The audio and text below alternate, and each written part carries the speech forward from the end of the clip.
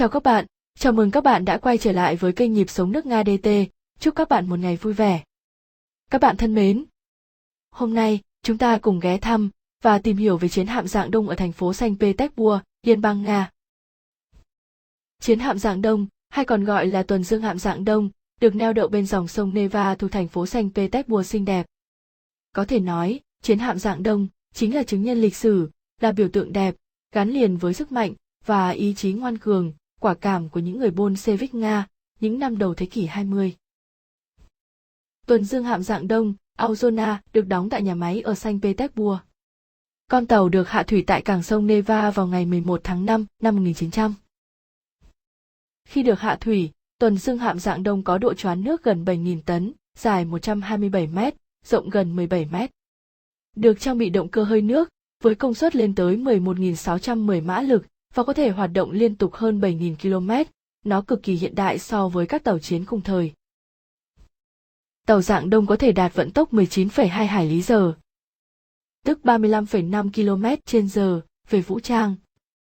Ban đầu tàu được trang bị 8 ụ pháo 152mm, 24 ụ pháo 75mm cùng 3 ống phóng ngư lôi. Tới năm 1917, tàu được nâng cấp thêm 6 ụ pháo 152mm và lắp thêm 4 hệ thống pháo phòng không. Tầm bắn của pháo hạm 4.000 hải lý, tức 7,4 km, một số khẩu pháo, sau khi cải tiến có tầm bắn được nâng lên 9,8 km. Thủy thủ đoàn của tàu Dạng Đông gồm tổng cộng 570 người, trong đó có 20 sĩ quan. Trong các năm 1902 đến 1903, tàu Dạng Đông trải qua quá trình thử nghiệm. Mùa hè năm 1903, chiến hạm này thực hiện chuyến hành trình kiểm tra đầu tiên trước khi được biên chế vào lực lượng Hải quân Đế quốc Nga. Sau đó Dạng Đông cùng 2 tàu tuần dương khác cùng lớp Balada đã được điều động để bảo vệ vùng Viễn Đông Nga, bên bờ Thái Bình Dương từ năm 1903 đến 1905. Năm 1904, trước khi lên đường thực hiện nhiệm vụ chiến đấu ở vùng Viễn Đông, tàu Dạng Đông tham gia tập trận ở cảng Kronstadt. Sa Hoàng Nicholas II đã lên thăm tàu, nói chuyện với thủy thủ đoàn trước khi lên đường.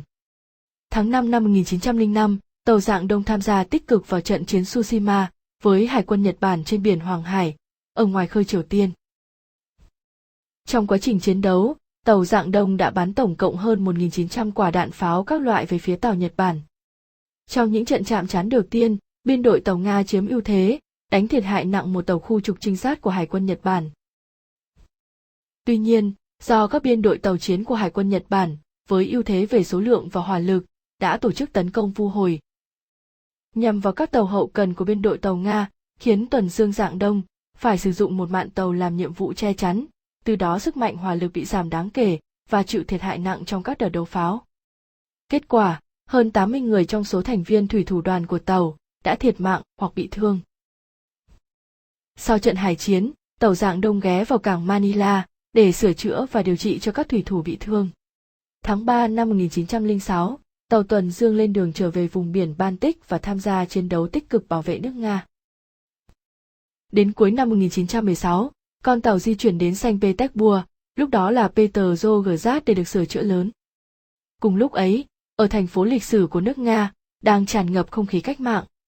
Không mất nhiều thời gian, một bộ phận không nhỏ thủy thủ của con tàu đã quyết định tham gia cách mạng tháng 2 Nga 1917 để lật đổ chế độ quân chủ chuyên chế của Sa Hoàng Nicholas II và Vương triều Romanov trị vì hơn 300 năm ở nước Nga. Một thời gian sau, một ủy ban cách mạng được thành lập trên tàu và ông Alexander Belisev được bầu làm thuyền trưởng. Hầu hết thủy thủ đoàn đã tham gia đảng Bolshevik, chuẩn bị cho cuộc cách mạng của những người cộng sản. Đúng 9 giờ 45 phút tối ngày 7 tháng 11 năm 1917, tức ngày 25 tháng 10 năm 1917 theo lịch Nga cũ, chiến hạm Dạng Đông đã nã phát pháo đầu tiên vào cung điện mùa đông, nơi chính quyền của giai cấp tư sản đang chiếm giữ. Chính thức bắt đầu cuộc cách mạng của những người Bolshevik, trở thành một biểu tượng của cách mạng tháng 10 Nga. Sau cách mạng tháng 10, tàu nằm ở bờ một thời gian ngắn. Tới năm 1922, tàu hoạt động trở lại với vai trò tàu huấn luyện của hạm đội Baltic và thực hiện nhiều chuyến viếng thăm các cảng nước ngoài. Ngày 2 tháng 11 năm 1927, tàu được tặng thưởng huân chương cờ đỏ. Khi chiến tranh thế giới thứ hai nổ ra, vào năm 1941, thủy thủ của tàu cùng với quân số của hạm đội Baltic, được biên chế thành 6 lữ đoàn hải quân đánh bộ, tham gia phòng ngự, chống lại vòng vây của quân đội Đức Quốc xã. Ban đầu, tuần dương hạm Dạng Đông được điều động làm nhiệm vụ phòng không bảo vệ cảng cờ Kronstadt. Sau đó, khi quân Đức áp sát Leningrad, các khẩu pháo được tháo dỡ khỏi tàu Dạng Đông để sử dụng tại các điểm phòng thủ quanh thành phố. Tàu Dạng Đông được neo đậu tại cảng và trở thành mục tiêu pháo kích, ném bom của không quân Đức. Ngày 30 tháng 9 năm 1941, tàu bị thủng, ngập nước và mắc cạn tại chính nơi neo đậu. Từ năm 1944, tàu Dạng Đông được trục vớt, rồi sau đó sửa chữa và neo đậu ở cửa sông Neva, như tượng đài của cách mạng tháng 10 cho đến ngày nay. Từ năm 1957 tàu Dạng Đông trở thành bảo tàng nổi trên sông Neva, thuộc chi nhánh Bảo tàng Quân sự Hải quân Trung ương. Sau khi Liên Xô tan rã, tàu Dạng Đông trở thành di sản văn hóa của Liên bang Nga, một trong những địa điểm tham quan nổi tiếng của thành phố Saint Petersburg và tiếp tục là một biểu tượng không thể thay thế của cách mạng tháng 10. Tính từ năm 1956 đến nay, đã có hơn 28 triệu lượt khách đến thăm tàu Dạng Đông. Nhiều tác phẩm văn hóa, nghệ thuật, điện ảnh đã được sáng tác để tôn vinh con tàu này qua các thời kỳ lịch sử. Hình ảnh tàu Dạng Đông cũng từng được khắc họa trên tem bưu chính của nhiều quốc gia trên thế giới. Năm 2010 tàu được loại biên khỏi thành phần hạm đội Hải quân Nga. Tuy nhiên, tháng 7 năm 2012 nhóm các đại biểu của Hội đồng lập pháp thành phố Saint Petersburg đã gửi thư lên Tổng thống Nga Vladimir Putin, khẩn thiết đề nghị trả lại cho tàu Dạng Đông quy chế là tàu chiến số 1 của Hải quân Nga và duy trì thành phần thủy thủ đoàn quân sự của tàu. Không lâu sau khi nhậm chức Bộ trưởng Quốc phòng Nga, Đại tướng Sergei Shoigu công bố kế hoạch tu bổ toàn bộ tàu tuần dương Dạng Đông và đưa con tàu này trở lại hoạt động. Trong các năm 2014 đến 2016, tàu Dạng Đông được thay thế các phụ kiện bên ngoài như dây cáp điện, máy bơm, hệ thống chữa cháy và máy phát điện diesel v.v.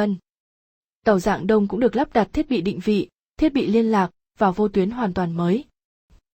Ước tính tổng chi phí sửa chữa cho con tàu này lên tới 840 triệu rúp vào năm 2016.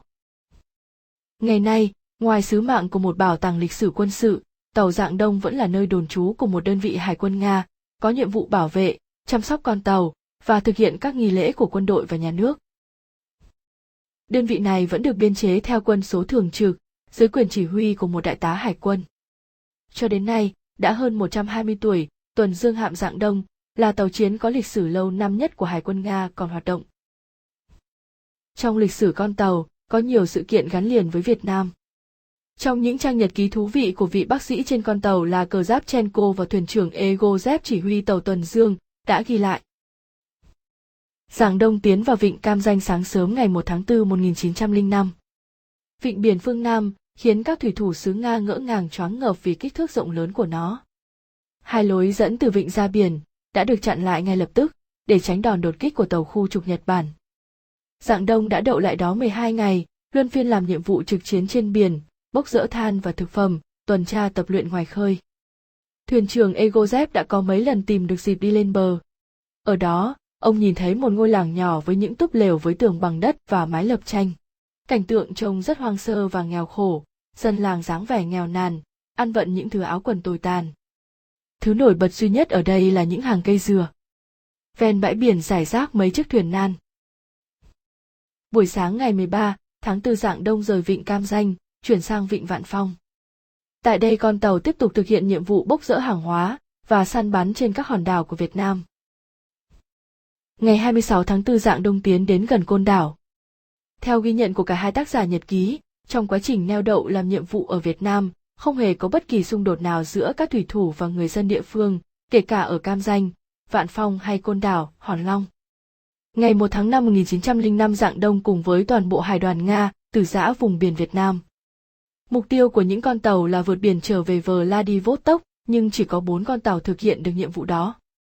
Vì rằng, ngày 14 tháng 5, trên vùng biển Nhật Bản gần đảo Shishima, lộ trình của đoàn tàu Nga đã bị hạm đội Nhật Bản chặn lại. Dạng Đông đã phải đấu pháo với tàu tuần dương Nhật Bản Izumi, trong quá trình chiến đấu tàu Dạng Đông cũng bị tổn thương nặng, 99 thủy thủ đã thiệt mạng và bị thương.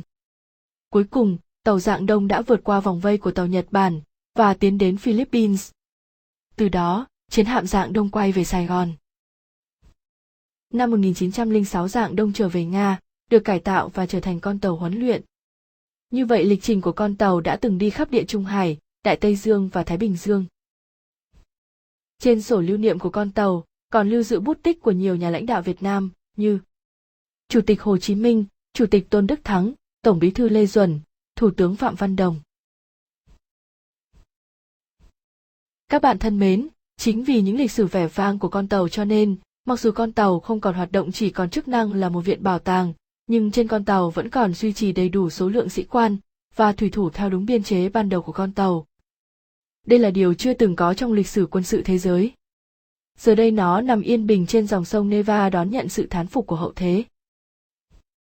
Các bạn thân mến, chúng tôi xin khép lại video tại đây. Cảm ơn các bạn đã theo dõi video. Xin các bạn hãy ấn like, ấn chuông, ấn đăng ký để ủng hộ chúng tôi và xem được những video mới nhất. Xin trân trọng cảm ơn.